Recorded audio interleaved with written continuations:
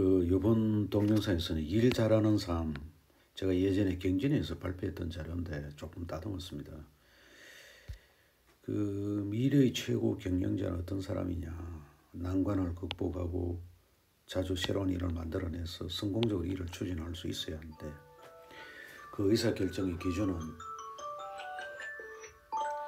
진정으로 회사의 가치를 올릴 수 있는 일이 무엇인가를 가지고 판단해야 되는 게 미래의 최고 경영자라고 볼 수 있습니다. 먼저 일에 대한 디파인을 잘 하도록 합시다. 일을 하다 보면 한참 지나고 나서 자기가 해야 할 일이 정확히 뭐냐? 고 물어오는 사람이 의외로 많습니다. 무턱대고 닥치고 일하는 게 중요한 게 아니고, 무슨 일이든 효과적으로 끝내기 위해서는 일의 깊이와 범위를 잘 잡고 일을 자기 위에 상사하고 피드백을 통해서 명확히 하는 것이 좋다. 무턱대고 닥치고 하는 것이 아니고 한번 일의 깊이와 범위를 잘 잡는 것이 중요하고, 또 이게 명확하지 않으면 상사하고 피드백을 통해서 명확히 해두는 것이 좋다. 도대체 그 일이 무엇인지 정확히 정의하는 것, 그것이 일을 잘하기 위한 첫 번째 조건입니다. 사전 지식을 최대한 활용하자. 무슨 일이든 세상에 근거가 없는 일은 없습니다. 기존 부서, 회사, 그리고 회사 밖에서 그 일을 가장 잘하는 사람 찾아서 우선적으로 조언을 얻는 것을 일을 잘하기 위한 방법입니다. 이게 지식 경영이 대표적인 예죠. 관련성에 대한 자료를 검색해서 먼저 읽는다. 우리가 논문 쓸 때도 리터리처 서베이가 중요하듯이 일을 할 때도 리터리처 서베이에 해당되는 관련 서적이나 관련 자료나 아는 사람이나 일단 정보를 먼저 보여야 돼요. 그러니까 이제 이거는 무슨 의미인가 하면 숲과 나무를 동시에 보이라는 거예요. 어떤 사람들은 숲을 보다가 나무를 놓치고 또 나무만 하다가 숲을 놓치고, 이런 경우를 피하기 위한 이해가 되겠습니다. 실행까지 염두에 둔 계획을 수립하는, 대부분의 사람들의 계획은 계획, 실행은 실행이라는 생각을 가지고 업무를 계획은 계획일 뿐이지, 계획이 무슨 짝이 쓸면서 그게 아니고, 계획은 실행을 염두에 두면은 그 일의 최종 목표는 계획이 아니고 실행도 아니고 실행 후에 나오는 결과가 최종 목표가 되도록 그렇게 짜야 한다. 그 일이 기한됐을 때 가장 영향을 많이 받는 부서는 어디이고 어떤 재앙이 예상되는지를 사전에 충분히 파악하고 그에 대한 대비책을 사전에 강구하는 것이 좋다. 목차를 잘 잡는다. 일의 양이 조금만 걸리면 사람들은 일 속에 파묻혀 버려요. 일 속에서 떠내려가 버렸나. 뭐가 목적이고 뭐가 수단인지, 선후관계는 무엇이고 핵심은 무엇이고 들레는 무엇이고 나무는 뭐고 숲이 뭔지 파악할 수 없는 지경에 빠져버린다. 일의 늪에 빠져서 허우적거리는 꼴이 됩니다. 그래서 목차를 잘 잡는 것이 중요하다. 목차를 잡는 과정에서 선과 후를 정확히 알 수 있고 핵심 사항과 부수 사항에 대해서도 감을 잡을 수가 있다. 파일링을 잘하자. 일을 잘하는 사람은 다음에 이와 유사한 일을 할 때 비용과 시간을 제소할 수 있는 사람이다. 이게 소위 미국에서 말하는 도큐멘테이션 안 되는 사람을 레이오프 제 1순위다 하는 얘기하고 똑같은 얘기예요. 자기는 일 잘하는데 이거를 파일링을 안 해두니까 뒷사람도 똑같은 실수를 거쳐가도록 하는, 그 사람은 유능한 사람이라고 볼 수가 없죠. 이를 위해 가장 손쉽게 적용할 수 있는 방법이 파일링이다. 업무 경험을 지식화하겠다는 자세를 가지고 일해야 된다. 이걸 제가 아주 인상 깊었던 게 1987년에 가와사키 중공업이라고 불리는 고업의 니시아카시 공장에 방문했을 때, 그때 저를 로봇 오퍼레이션 티칭 해주는 그 교도대학 나온 교도대학 금속공학과 나온 그 친구가 한 번은 이런 지식자나 나를 데리고 저기 그 회사가 설립했는 게 아마 명치유신 이후 얼마 안 됐을 때예요. 그때부터 기록된 파일들이 다 남아있는 거를 보여주더라고요. 일본의 암묵적 암묵적 지식을 잘 담아놓은 그 비결을 그때 목도로 했습니다. 계획의 거리 시험의 법칙입니다.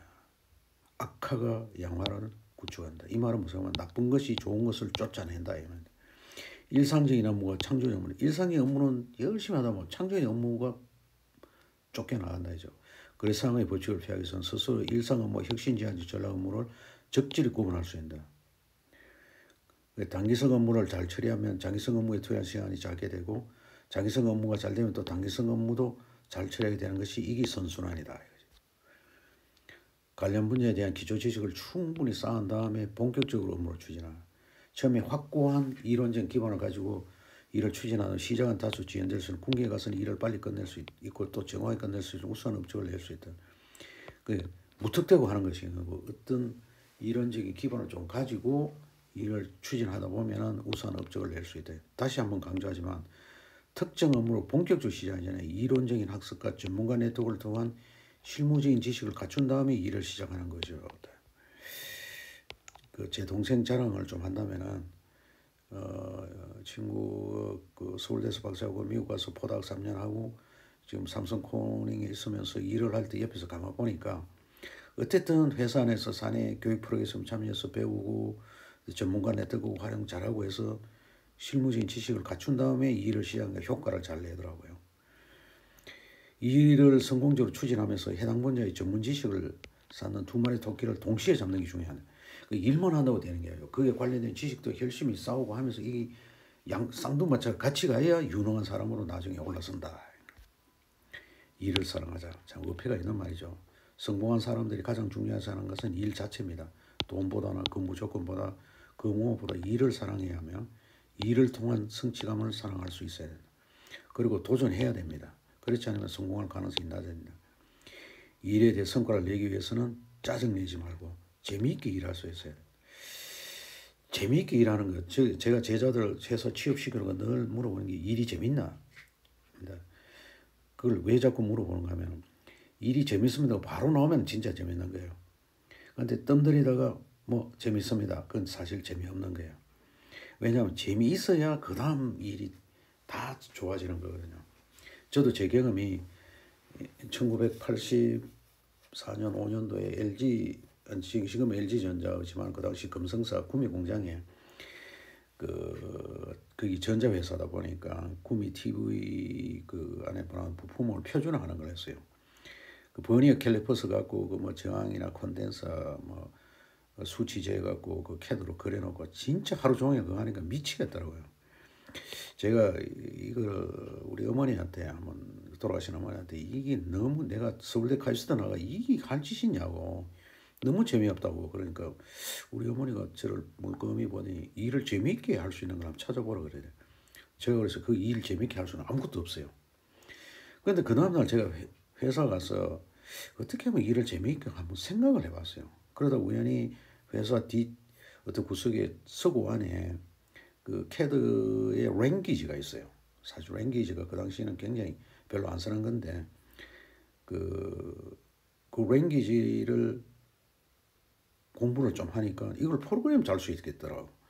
그러니까 유형별로 그 파라미터를 넣을 수 있도록 해가 그림을 자동적으로 그리도록 해서 하니까 밑에는 여성원도 할 수 있겠더라고. 그리고 여성원으로 가르치고 여성 후다닥 다 끝내보는 거라. 그러니까 우리 과장이 네 일 잘하네 이래서 제가 그 당시에 그 브라운관 설계실에 그 커렉션 렌즈 보정 렌즈라고 있습니다. 그걸 CAE 할 수 있는 부서로 저를 파견을 시켜주더라고요. 거기서 제가 역량을 드러내게 됐는데 그러니까 일을 재밌게 할 수 있는 방법을 찾으면 있습니다. 없다고 하면 없고 있다고 하면 있습니다. 일에 대한 재미를 가지고 능동적으로 생각하고 일을 추진할 때 에너지가 나오고 10배 이상의 성과를 올리게 됩니다.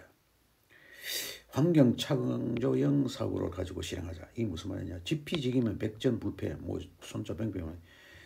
이 지피지기에다가 환경을 알아야 된다. 환경 창조형이라는 거는 아무리 어려운 일이 부닥쳤을 때 안 되는 이유를 찾지 말고 그 어려운 일을 가로막는 환경을 나에게 유리한 방향으로 조정하는 자세는 이게 머리 좋은 사람하고 일 좋은 사람하고 차이점이에요. 머리 좋은 사람은 안 되는 이유는 기똥차게 잘 찾아내요. 근데 일 잘하는 사람은 뭐냐? 그 환경에 대해서 나에게 유리한 방향으로 조정하는 자세, 능력을 갖고 있는 사람이다.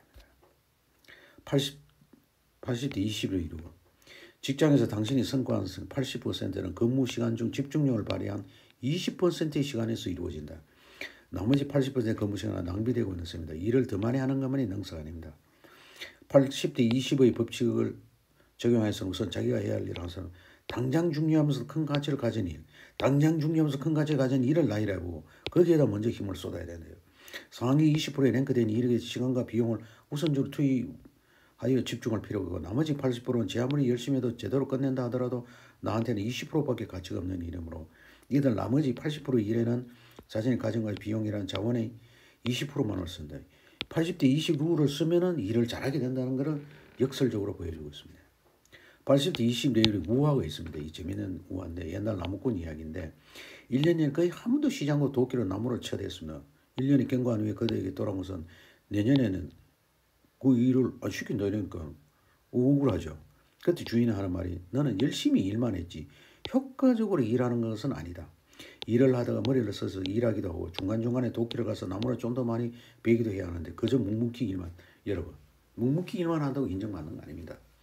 80대 20의 룰은 할 일하고 하지 말아야 할 일, 시간과 자원을 쏟은 일과 그렇지 않은 일을 명확히 구분해내는 것, 그것이 바로 일을 잘하는 길이고 직장 생활을 효과적으로 잘하는 길입니다.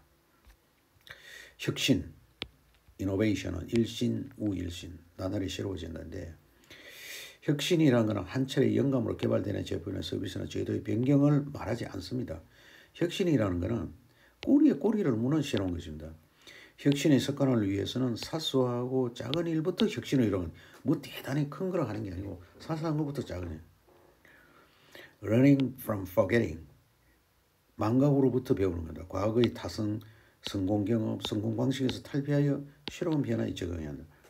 과거 얘기, 옛날에 라떼 시절 얘기하는 사람은 실패한 사람이다. 소위 절반만 가라. 이 유월저죠. 군대에서는 절반만 가라. 너무 잘하면 일을 많이 하게 되고 너무 못하면 매라면 항상 절반 가라. 저는 뭐 군대 생활을 안 했는데 뭐 군 생활 한 사람이 너무 튀어나지도 말고 너무 못하지 말고 뭐 중간 정도만 가면 무난하다 그러는데 근데 어떤 사회생활에서 직장생활에서는 이렇게 하면 안 됩니다. 군대 생활을 편하게 해서 요령을 피우면서 절반만 하는 사람이 사회에 가면은 어떻게 되냐? 절반밖에 못 돼. 이게 큰 문제더라고. 우리 학생들이 되게 보면은 군에서 병의 생활만 했기 때문에 그냥 군 생활 개념으로 그냥 회사 사회생활도 절반만 하려고 그러는데 절대 그러면 안 되거든. 저는 회사 들어가면은 대졸 사원은 장교의 개념으로 밑으로 리드하면서 또 그 팀이 잘 되도록 1등이 되려고 노력해야 된다고 강조를 해줍니다. 로버트 쿠퍼라는 사람이 앞서가는 리더들은 타인의 패배로 승리를 거대로 하지 않으며 현실을 읽고 새 혁명을 개척해야 하며 자신의 열정과 창의성을 발휘해 모두가 승리하는 길을 연다.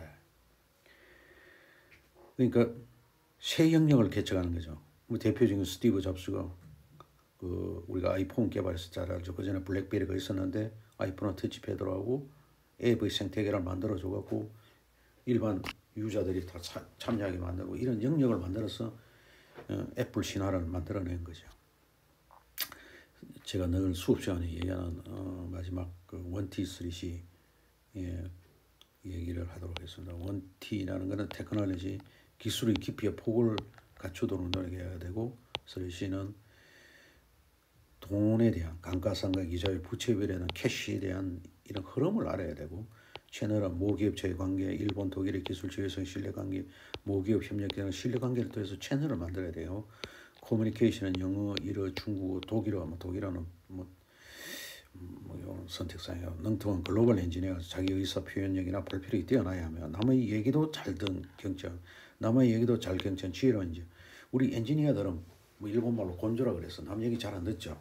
그래 되면 안 됩니다. 남 얘기도 잘 듣고 경청하면서 지혜로운 엔지니어가 되도록 노력해 주시기 바랍니다. 감사합니다.